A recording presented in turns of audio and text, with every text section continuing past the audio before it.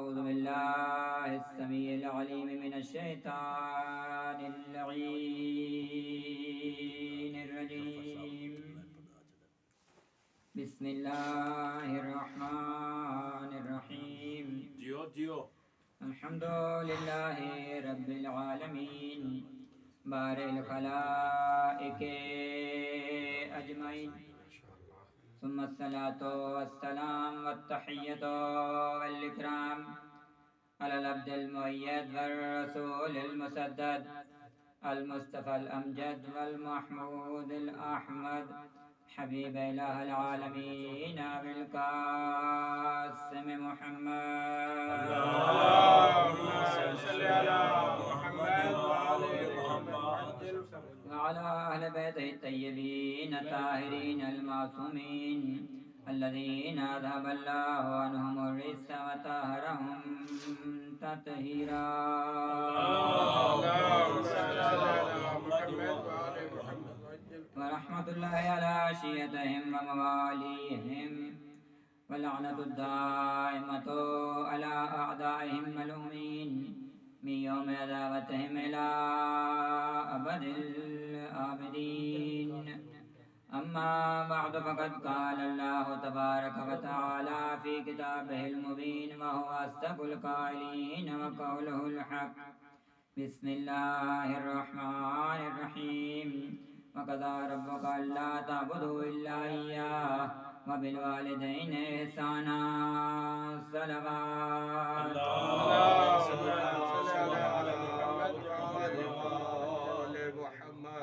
مل کے امام زمان علیہ السلام کی دعا تلاوت فرماتے ہیں. بسم اللہ الرحمن الرحیم.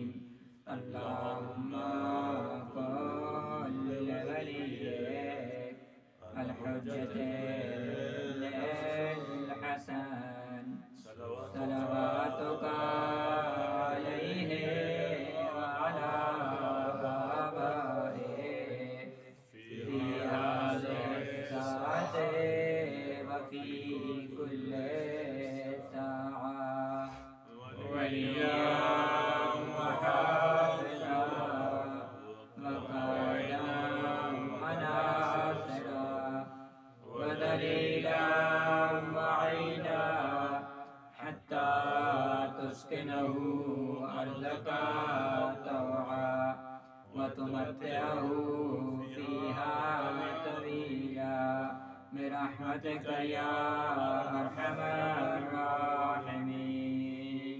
صلوات.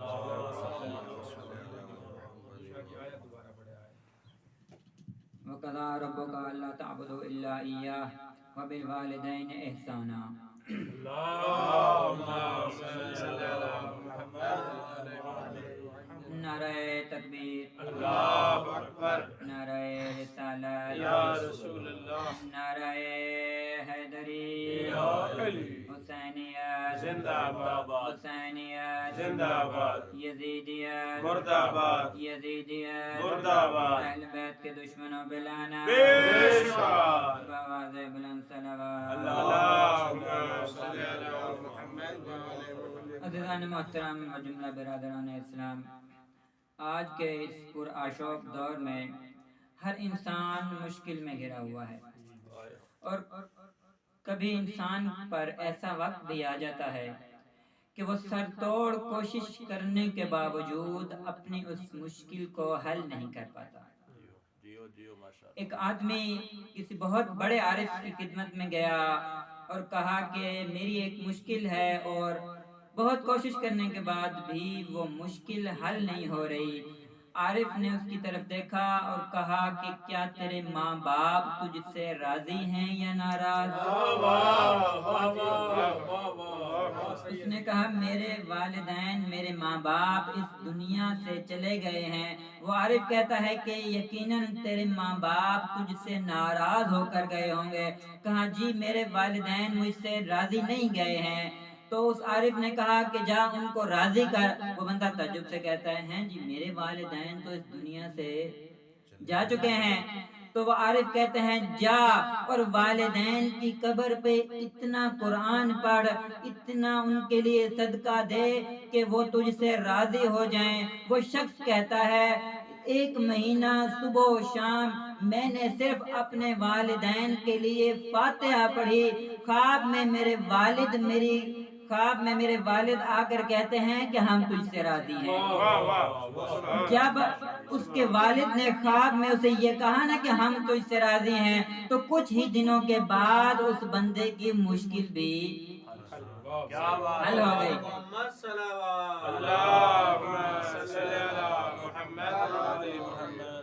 کیونکہ روایت ہے کہ دعاء الوالد لولدہ کا دعاء النبی لامتہ، کہ والدین کی دعا ان کے بچوں کے لیے اس طرح ہوتی ہے جیسے کسی نبی کی دعا اپنی امت کے لیے ہوتی ہے، اور جیسے نبی کی دعا اپنی امت کے لیے جلدی قبول ہو جاتی ہے، ویسے والدین کی دعا بھی اپنے بچوں کے لیے جلدی قبول ہو جاتی ہے۔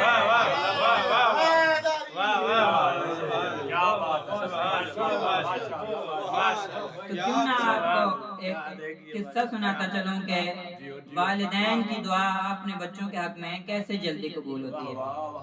حضرت موسیٰ علیہ السلام اللہ کے بہت پیارے اور لاڈلے نبی، کوہ طور پر جا کے اللہ سے کلام کیا کرتے تھے۔ ایک مرتبہ جناب موسیٰ کے دل میں آیا، اللہ سے کہتے ہیں یا اللہ مجھے بتا تو صحیح جنت میں میرا ہمسایہ کون ہوگا، جنت میں میرا ہمسایہ کون ہوگا۔ شاید وہ یہ سوچ رہے تھے کہ پتہ نہیں کتنا بڑا کوئی متقی ہوگا، کتنا بڑا کوئی پرہیزگار ہوگا، کوئی شب زندہ دار ہوگا، تو جو ہے کتنا بڑا کوئی متقی ہوگا کہ جنت میں اولی العزم نبی کا ہمسایہ بنے گا۔ اللہ کی آواز آئی موسیٰ فلاں کسائی تیرا جنت میں ہمسایہ ہوگا۔ جیسے آپ کو تعجب ہو رہا ہے نا، اسی طرح جناب موسیٰ کو بھی تعجب ہوا، ایک کسائی اور موسیٰ اولی العزم نبی کا ہمسایہ۔ جناب موسیٰ تعجب سے چلے گئے، جاتے ہیں اس بندے کے پیچھے کہ میں دیکھوں تو صحیح کہ یہ بندہ کون سا ایسا عمل کرتا ہے کہ جس عمل کی وجہ سے اللہ نے اسے مجھ موسیٰ کا ہمسایہ کر دیا ہے۔ نعرہ تکبیر، اللہ اکبر، نعرہ رسالہ یا رسول اللہ، نعرہ حیدری،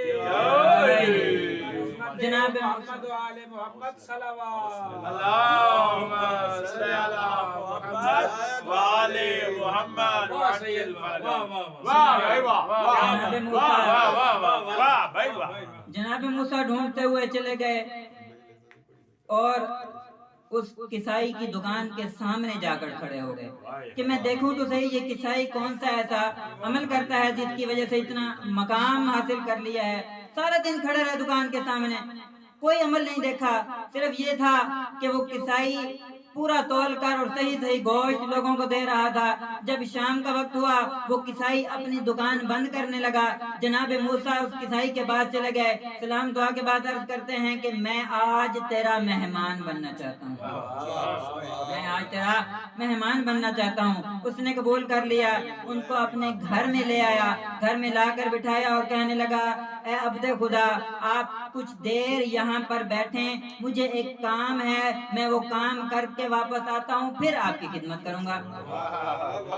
اب جناب موسیٰ نے دیکھا وہ چلا گیا، اس کی ایک نحیف سی بوڑھی سی ماں تھی، وہ اپنی ماں کے پاس گیا، اس ماں کا ہاتھ منہ دھلایا، اس کو کھانا کھلایا، اس کو پانی پلایا، اور جب وہ ماں سیر ہو گئی نا تو اس ماں نے دعا کے لیے ہاتھ اٹھائے، ہاتھ اٹھا کر کہتی ہے میرا اللہ میرے بیٹے کو جنت میں موسیٰ کا ہمسایہ قرار دے۔ نعرہ تکبیر، اللہ اکبر، نعرہ رسالہ یا رسول اللہ، نعرہ حیدر یا علی۔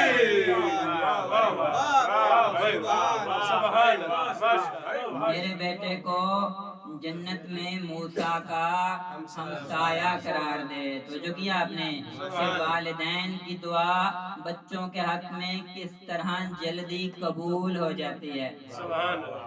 تو اب اس کا برعکس بھی تو آپ کو معلوم ہونا چاہیے نا کہ جس نے اپنے والدین سے گستاخی کی ہو، جس نے اپنے والدین کی نافرمانی کی ہو، اور بالا تر سے جو اپنے والدین کا عاق ہو گیا ہو، اس کے لیے خدا نے بھی تو کوئی فیصلہ کیا ہوگا۔ تو خدا حدیث قدسی میں ارشاد فرما کر کہتا ہے یقالو للعاق الوالدین اعمل ما شئت انی لا اغفرک، اور میرا نبی اس بندے سے کہ جس کے والدین اس سے راضی نہیں ہے جا کر کہہ دے او میرا بندہ چاہے جو مرضی عمل کر، میں اللہ تجھے نہیں بخشوں گا۔ چاہے تو ساری رات نماز شب پڑھتا رہے، مجلس حسین میں اتنا گریا کر کہ تیری آنکھیں خشک ہو جائیں، میں اللہ کہہ رہا ہوں کہ میں تجھے نہیں بخشوں گا۔ ہاتھ جوڑ کے اللہ سے عرض کرتے ہیں ہے میرا اللہ، بندوں سے کوئی ضد ہے کیا؟ بندوں سے کوئی ضد ہے کیا؟ عجب نہیں، اللہ کہے گا میں تو بندوں پر ماؤں سے بھی 70 گنا زیادہ مہربان ہوں، لیکن اس بندے سے کیا توقع ہے کہ جو اپنے والدین کا حق ادا نہیں کر سکتا، میرا حق کیا ادا کرے گا؟ جناب موسیٰ کے زمانے میں ایک بندہ شہید ہو گیا۔ جناب موسیٰ کو تجسس ہوا کہ اللہ سے پوچھوں تو صحیح کہ اس شہید کا مقام کیا ہے۔ چلے گئے کوہ طور پہ، اللہ سے سوال کرنے لگے یا اللہ وہ فلانا جو شہید ہے جنت میں اس کا مقام ہو، مرتبہ کیا ہے؟ آواز قدرت آئی وہ جہنم میں معذب ہو رہا ہے۔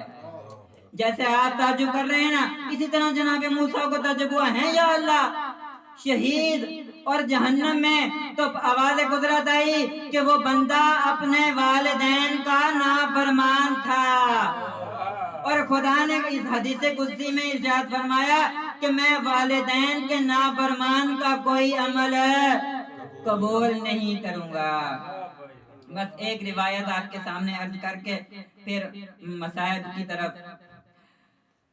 ماں اللہ کی ایک ایسی مخلوق ہے کہ اگر وہ نحیف اور بوڑھی بھی ہو جائے تو خدا نہیں چاہتا کہ کوئی اس کی شان میں گستاخی کرے۔ والد بھی اسی طرح کہ اگر نحیف ہو جائیں تو خدا نہیں چاہتا کہ کوئی بھی ان کی شان میں گستاخی کرے۔ انبیاء و ائمہ نے بہت احترام کیا اپنے والدہ کا۔ بس ایک قصہ آپ کی خدمت میں کہ ایک مرتبہ مولا کائنات امیر المومنین علیہ السلام روتی ہوئی آنکھوں سے گریان ہو کر پیغمبر خدا صلی اللہ علیہ وآلہ وسلم کی خدمت میں حاضر ہوئے۔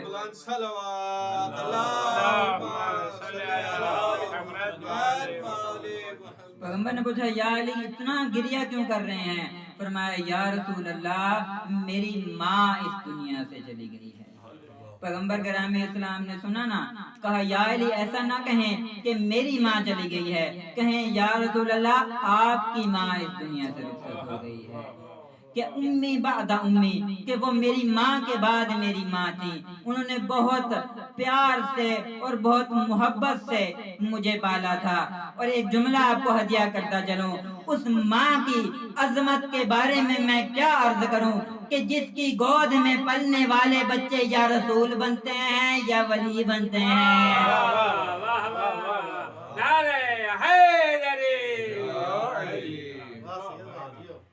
تو عمر کرم اسلام نے کہا کہ یا علی یہ میری ابا لے لیں، اور جو خواتین کفن دے رہی ہیں نا ان کو کہیں کہ کفن میں یہ میری ابا ان کو اوڑھا دیں۔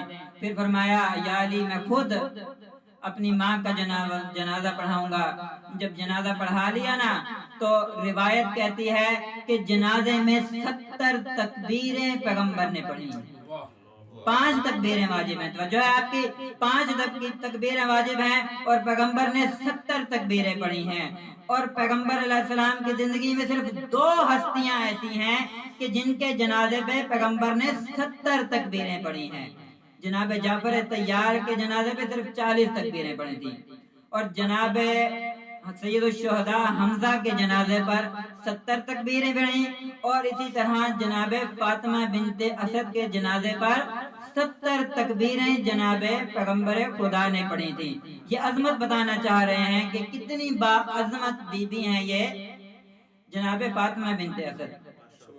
تو جب قبر میں اتارنے لگے نا تو کہا یا علی رک جائیں، پہلے خود قبر میں اترے ہیں اور چاروں طرف قبر کی سائیڈوں پر ہاتھ لگا کر تھپ تھپا کر قبر کو کہتے ہیں اے قبر، اگر میری ماں نے قیامت کے دن تجھ سے میری شکایت کی تو میں تجھ سے حساب لوں گا۔ کہ اتنے آرام سے میری چچی کو رکھنا۔ اور پھر جب رکھ دیا جنازہ اور تعویذ قبر کو بند کر دیا نا، اب قبر کے سرہانے پیغمبر بیٹھے ہیں، تمام صحابہ جمع ہیں اور دیکھ رہے ہیں کہ کتنی باعظمت بی بی ہے۔ تو خود پیغمبر خدا نے جنازہ پڑھایا ہے، 70 تکبیریں پڑھی ہیں، اب پیغمبر بیٹھے ہیں دیکھ رہے ہیں قبر کی طرف۔ اور کچھ دیر ہی نہ گزری تھی کہ پیغمبر کی آواز آتی ہے ابنوں کے آپ کا بیٹا، آپ کا بیٹا۔ اب سب صحابہ حیران ہوئے ہیں یا رسول اللہ یہ آپ کیا کہہ رہے ہیں؟ قبر کی طرف دیکھ کے ابنوں کے تو پیغمبر کرام اسلام ارشاد فرماتے ہیں کہ جیسے ہی قبر کا تعویذ بند ہوا نا تو فرشتے میری چچی کے پاس آ کر سوال کرتے ہیں من ربوں کے، کہ اے خاتون تیرا رب کون ہے؟ تو میری چچی نے بڑے اطمینان سے جواب دیا اللہ جل جلالہ ربی، کہ اللہ میرا رب ہے۔ پھر انہوں نے سوال کیا من رسول ہو کے، کہ تیرا نبی ہے؟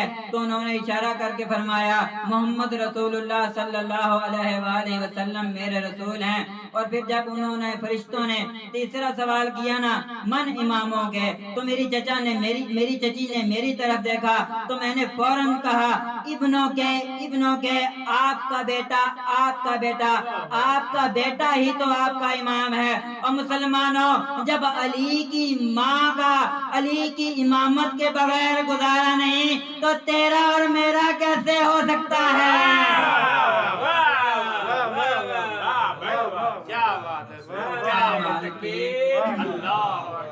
نعرہ رسالت یا رسول اللہ، نعرہ حیدری سیدی محمد و آل محمد صلوات اللہ۔